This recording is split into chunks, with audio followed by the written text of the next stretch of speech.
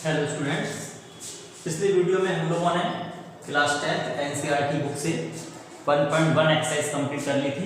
आइए आज 1.2 एक्सरसाइज देखते हैं। 1.2 एक्सरसाइज में जो पहला क्वेश्चन है उन्होंने कहा है निम्नलिखित संख्या को अभाज्य गुणनखंडों के गुणनफल के रूप में व्यक्त कीजिए। कुछ संख्याएं हमें दी हुई हैं, जैसे पहला है 140, दूसरा है 156, फिर हमें 3825। इस तरीके से हमें 5 क्वेश्चन इसमें दिए हुए हैं और वो ये कह रहे हैं क्वेश्चंस में कि इन संख्याओं को अभाज्य गुणनखंडों के गुणनफल के रूप में व्यक्त कीजिए। तो सबसे पहले आप ये समझ लें कि भाई ये अभाज्य जो लिखा हुआ है, हालांकि कुछ बच्चों को पता होगा कि अभाज्य का मतलब क्या होता है। अभाज्य का मतलब ऐसी संख्या, अगर हम सिंपल सी भाषा में बात करें तो अभाज्य का मतलब ऐसी संख्याओं से होता है जो स्वयं के अलावा किसी दूसरी संख्या से विभाजित नहीं होती हैं, माने और किसी संख्या से नहीं कटती हैं। जैसे हम कहें अभाज्य संख्याओं की अगर हम बात करें तो अभाज्य संख्याएं क्या हो जाएंगी? अभाज्य संख्याएं, तो अभाज्य संख्याएं जैसे 2, 3, 5, 7 9 नहीं ले सकते हैं क्योंकि ये 3 से कट जाएगा, मतलब स्वयं के अलावा किसी दूसरे से ना कटे तब वो अभाज्य होगा। 2, 3, 5, 7, 11, 13, 15 नहीं ले सकते हैं, 3 पंजे 15 हो जाएगा, 5 दिया 15 हो जाएगा, हम इसको 17 इस तरीके से हम ले सकते हैं। तो ऐसी जो संख्याएं होती हैं वो अभाज्य संख्याएं कहलाती हैं। अब उन्होंने क्वेश्चन में कहा है निम्नलिखित संख्याओं को अभाज्य गुणनखंडों के गुणनफल के रूप में, यानी कि अभाज्य संख्याओं के गुणनखंड, यानी इन संख्याओं के गुणनखंड करने हैं और वो गुणनखंड कैसे होने चाहिए? अभाज्य होना चाहिए, मतलब इस तरीके की संख्याएं आनी चाहिए और उनके गुणनफल के रूप में हमें क्या करना है? व्यक्त करना है। देखिए कैसे करेंगे। फर्स्ट क्वेश्चन देखते हैं इसका। ये जो फर्स्ट पार्ट है 140 दिया हुआ है, बहुत सिंपल है।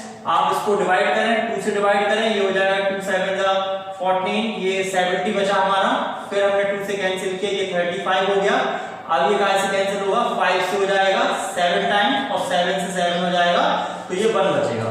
तो ये हमारे यहाँ पे जो गुणनखंड आएंगे 140 की जो गुणनखंड आएंगे वो 2 × 2 × 5 × 7। आप देखिए 140 के जो गुणनखंड आ रहे हैं वो 2 × 2 × 5 × 7 गुणनफल के रूप में है कि नहीं? गुणनफल के रूप में है। और अभाज्य गुणनखंडों के गुणनफल के रूप में है कि नहीं?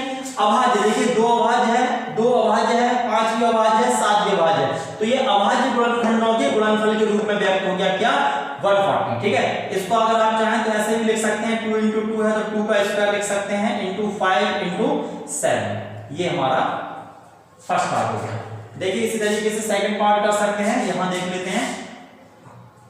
सेकंड पार्ट है 156, किससे काट सकते हैं आप? 2 से काट सकते हैं।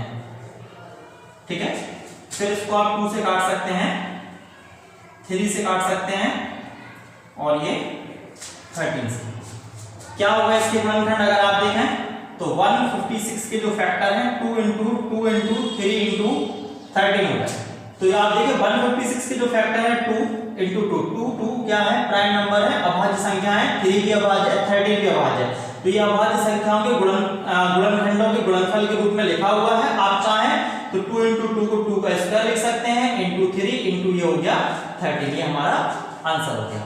थर्ड पार्ट देखें। थर्ड पार्ट है 3825। क्या दिया हुआ बेटा? 3825 दिया हुआ है। ये किससे कैंसिल हो रहा है? अगर लास्ट में 5 आ जाता है तो वो संख्या 2 से कैंसिल नहीं होती है। अब इसको हम 3 से चेक करते हैं। अब इसको 3 से कैंसिल करेंगे तो ये 3 से कैंसिल हो जाएगा और ये बचेगा 1275। आप आराम से कर सकते हैं, 3 1 जा 3, 3 2 जा 6 इस तरह से। ठीक है, आप भाग कर लें तो ये 1275 आ गया। फिर ये 3 से कैंसिल हो जाएगा तो ये 425 आएगा। इसके बाद ये 5 से कैंसिल हो जाएगा, ये बचेगा हमारा 85 और फिर 5 से कैंसिल हो जाएगा ये 17 और 17 से कैंसिल हो जाएगा ये बचेगा 1। तो यहाँ पे हम 3825 के जो फैक्टर हैं वो लिख सकते हैं 3 × 3 × 5 × 5 × 70। क्लियर है? 3 भी देखिए अभाज्य है, 3 अभाज्य है, 5 अभाज्य है, 5 अभाज्य है और 17 भी क्या संख्या है? अभाज्य संख्या। और ये गुणनफल के रूप में तो पहले लिखी है। तो ये जो संख्या थी 3825 ये अभाज्य संख्याओं के गुणनखंडों के गुणनफल के रूप में व्यक्त हो गई है। आप इसको ज्यादा है तो ऐसे लिख लें 3 का स्क्वायर 5 का स्क्वायर × 70। ठीक है। इसी तरीके से ये फोर्थ पार्ट है 5005। 5005 7.05। ठीक है, आप करिएगा इसको। इसके बाद ये फिफ्थ वाला पार्ट है 7.429, इसको भी आप करें।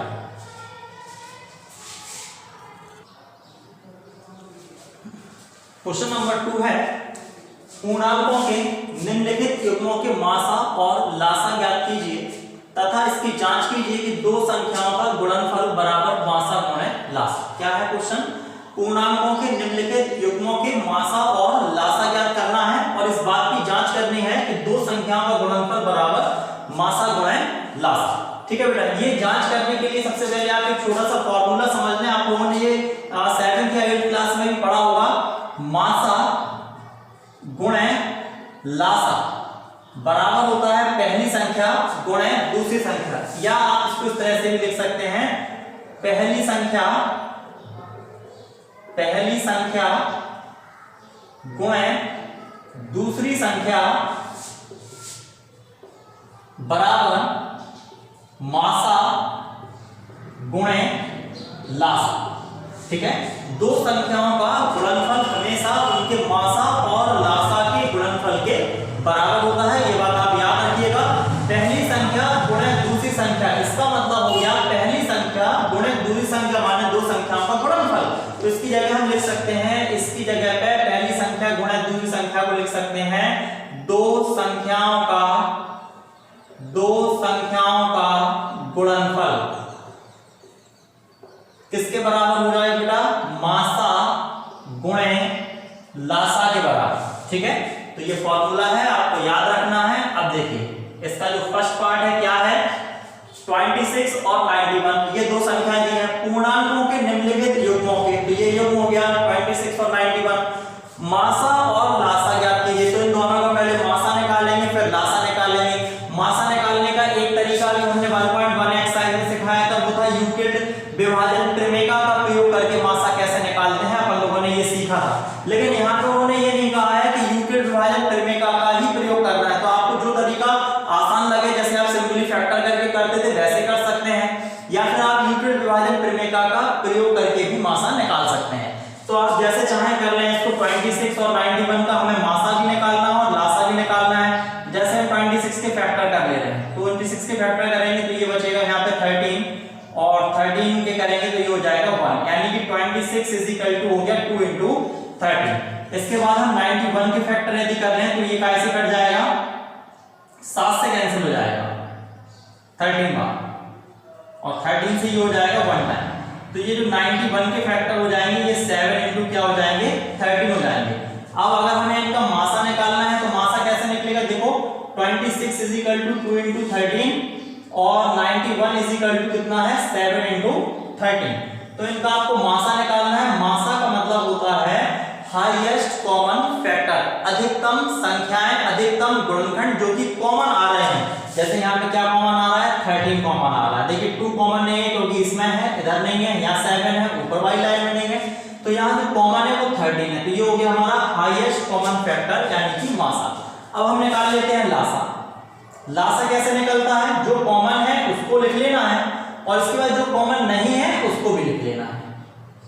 ठीक है, अब इनका मल्टीप्लाई कर लें आप, कितना आ जाएगा इनका मल्टीप्लाई अगर आप करेंगे तो देखिए ये 13 सत्ते 91 हो जाएगा। 91 into 2 कर लें, 2 1 जा 2, 182 आ गया। कितना आ गया 182। तो इनका जो लासा है वो कितना आ गया बेटा 182 आ गया। अब हमें ये सिद्ध करके दिखाना है कि दो संख्याओं का जो गुणनफल है वो मासा गुणे लासा के बराबर है। तो सबसे पहले आप ऐसा करें, दो संख्याओं का गुणनफल निकाल लें। दो संख्याओं का, या हम लिख लें दोनों संख्याओं का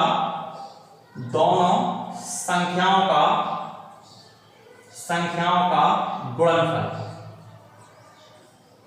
पहली संख्या क्या थी, पहली संख्या है 26 और दूसरी संख्या कितनी है हमारी 91। इन दोनों को मल्टीप्लाई करें, इनका मल्टीप्लाई करेंगे तो ये आएगा 2366। ठीक है, अब हम लासा और मासा का गुणा करके देखते हैं। तो हम गुणा कर रहे हैं यहाँ पे मासा इंटू लासा। मासा कितना है 13 और लासा कितना है 182। अगर इनका मल्टीप्लाई करेंगे तो ये आएगा 2366। तो आप ये देखिए दो संख्याओं का जो गुणनफल है वो भी 2366 आ रहा है और इनका मासा और लासा का जो गुणनफल है वो भी 2366 आ रहा है। अतः हम कह सकते हैं कि दो संख्या गुणनफल बराबर मासा गुणे लासा। अतः दो संख्याओं का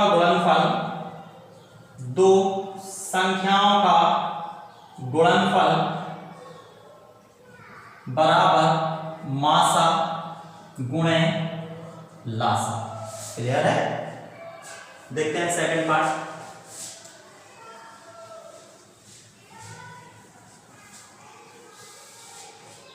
सेकंड पार्ट क्या है?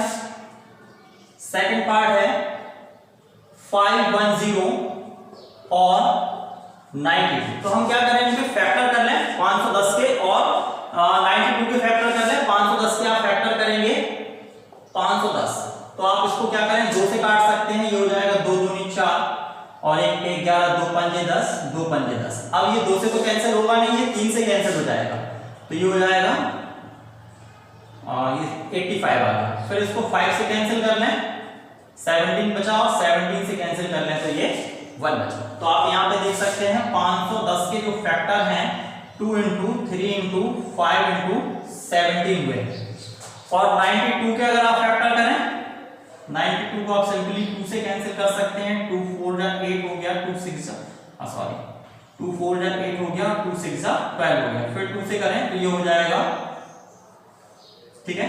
और उसके बाद आप इसको 23 से कैंसिल करेंगे तो ये कितना बचेगा, 1 बचेगा। तो यहाँ पे इसके जो फैक्टर आए हैं 92 के, वो हो गए 2 × 2 × 23। अब देखिए लासा और मासा निकाल लें। 510 के जो फैक्टर हैं 2 × 3 × 5 × 17 और 92 के जो फैक्टर है वो है 2 × 2 × 23। क्या कॉमन है इसमें, 2 कॉमन है, तो मासा क्या हो जाएगा, मासा हो जाएगा 2। ठीक है।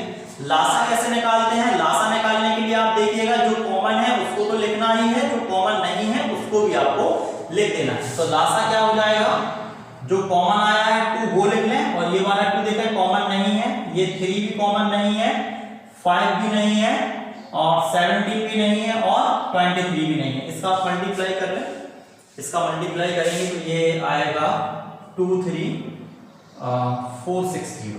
कितना आएगा, 2 3 460 आ जाएगा।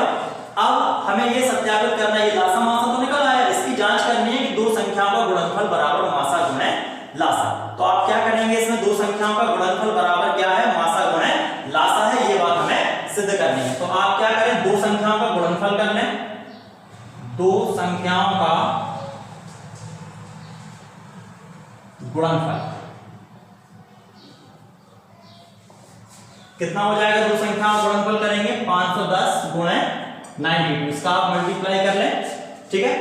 और फिर मासा और लासा का मल्टीप्लाई कर ले, दोनों ही क्या आएंगे, इक्वल आएंगे।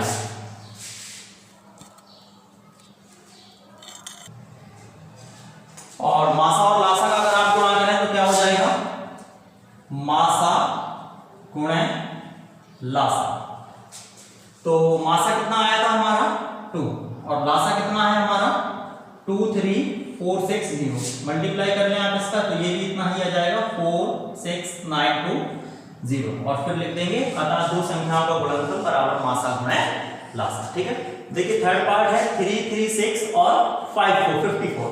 तो इन दोनों का भी आपको ऐसे ही करना है, पहले फैक्टर कर लेना है, आप इसको करें फैक्टर कर लें, फिर मासा और लासा निकालें, उसके बाद इस बात को सत्यापित कर दें कि दो संख्याओं का जो मासा और लासा है उनके गुणनफल के बराबर होता है। दो संख्याओं का गुणनफल मासा इंटू लासा के बराबर